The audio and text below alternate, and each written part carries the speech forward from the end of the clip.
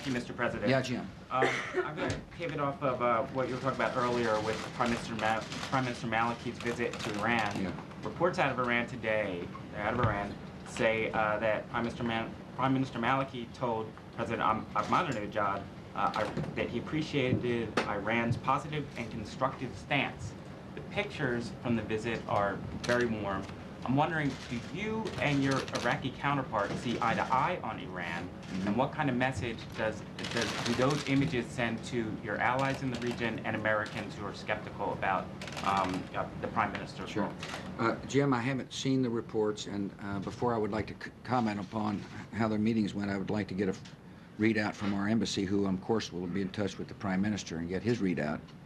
And so you're asking me to be a little speculative on the subject. I haven't seen the picture. Look, generally in the way these things work is you try to be cordial to the person you're with. And so you don't want the picture to be kind of, duking it out. Okay, put up your dukes. That's an old boxing expression.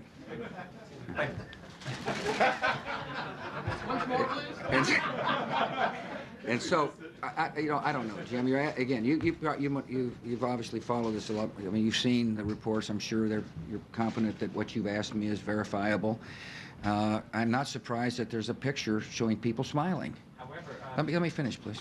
And so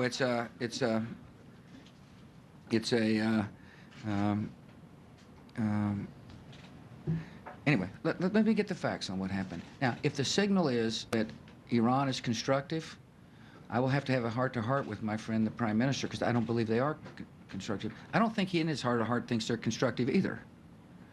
Now, maybe he's hopeful in trying to get them to be constructive by laying out a positive picture. You're asking me to speculate. Should I be concerned of a picture? Should the American people be concerned about of Iran? Yeah, we ought to be very concerned about Iran. They're a destabilizing influence. They are a government that has made its declared policy is very troubling, obviously, when Ahmadinejad has announced that the destruction of Israel is part of his foreign policy. That's something, obviously, we cannot live with.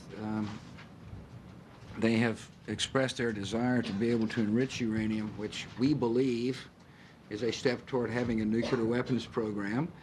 That in itself, coupled with their stated foreign policy, is very dangerous for world stability.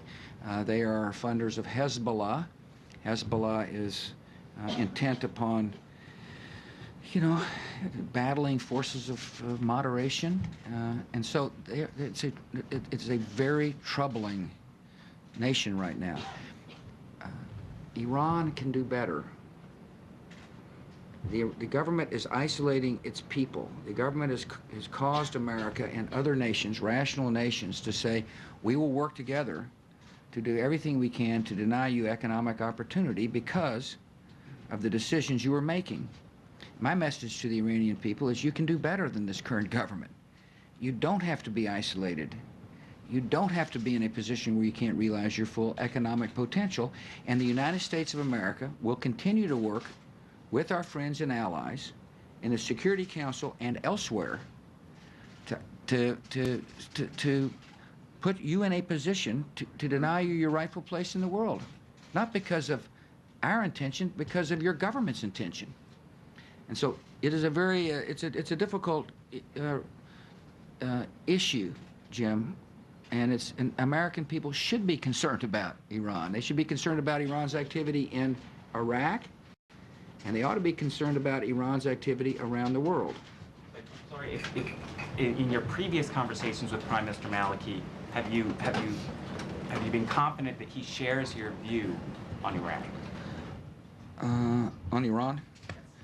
Yes. He knows that weaponry being smuggled in to Iraq from Iran and placed in the hands of extremists over which the government has no control, all aimed at killing innocent life, is a destabilizing factor. He absolutely understands that. I don't know if you saw yesterday, there was we talked to General Petraeus, or I talked to General Petraeus and Ambassador Crocker yesterday. I noticed in the papers today there was a description of a military operation that took place in Sadr City.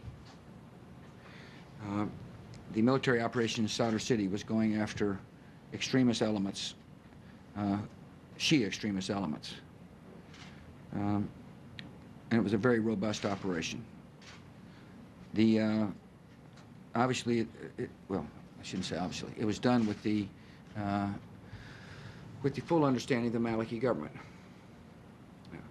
I don't know whether this extremist element had been fueled by Iran, but I do know that Maliki is committed against extremist elements who are trying to, create enough chaos and confusion that this young government and young democracy is not able to progress. So the first thing I looked for was commitment against the extremists. Second thing is, does he understand with some extremist groups there's connections with Iran, and he does, and I'm confident. Now, is he trying to get Iran to play a more constructive role? I presume he is. That's what my question is. Well, what my message to him is that when we catch you playing a non-constructive role, there'll be a price to pay. Let's see here.